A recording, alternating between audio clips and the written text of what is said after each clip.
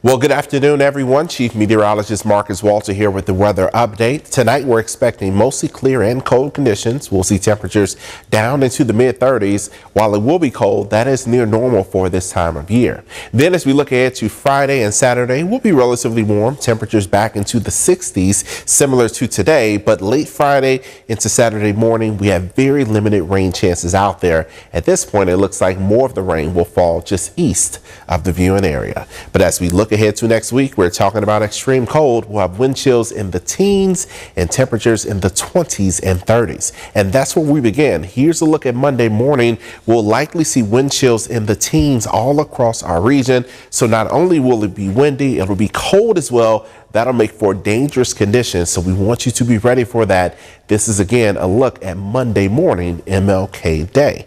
Now, when we talk about what's happening across the rest of the nation, well, we still have a large portion of the country dealing with the likelihood of below normal temperatures as we head throughout much of next week, heading toward next weekend. But we will see temperature moderation by the time we get to Thursday and Friday of next week. Temperatures back into the 50s at the very least. So that definitely is good news. But as we talk about that cold air, it will push in from the north. We'll have that cold front sweep across our region late Friday into Saturday morning. That opens the door for a lot of cold air to reach pretty far south, including much of Texas, pretty much all of Louisiana, and across a large portion of the southeast. At the same time, the jet stream will be well south as well, and we'll be tracking disturbances traveling along the jet stream because those disturbances could still potentially bring us a winter storm threat or at least winter weather threat. But as of now, it's looking less likely. It's looking like we're just dealing with very cold conditions, and that'll be about it.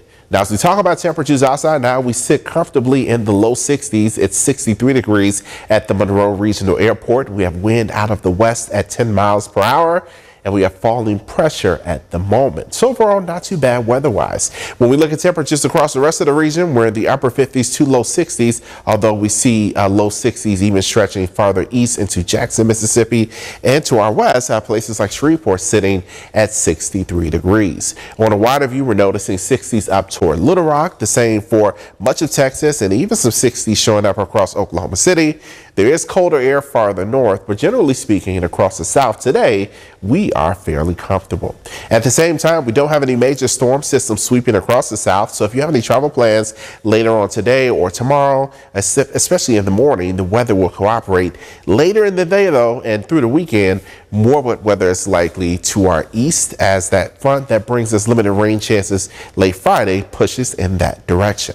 But as we talk about what's on the way, this is 10 p.m. Temperatures will be down to the low and mid 40s by that point. Then as we head into the overnight, we'll be down into the mid 30s, and we are expecting clear to mostly clear conditions for us. But as we head throughout the day Friday, clouds will be on the increase with that approaching cold front and overall storm system, and that will mean more clouds out there for the afternoon and even a spotty rain shower. Now, as we look past Friday into next week, we'll talk about storm chances. Models have been going back and forth. This is the latest GFS model showing potentially some wintry weather across southern portions of Louisiana. We're still not sold on this solution, so we'll have to keep an eye to see how things change. As of now, we're keeping us dry as we head toward Tuesday, but there is a chance for more wet weather in the form of rain by the time we get to Thursday.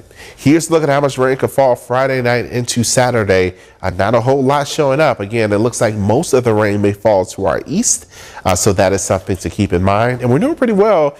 We just got the latest drought monitor information, and it shows that most of our region is drought free.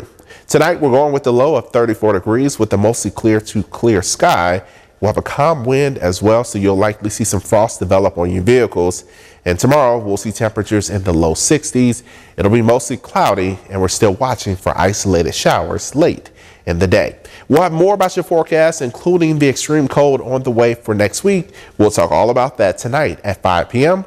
Make sure to tune in then.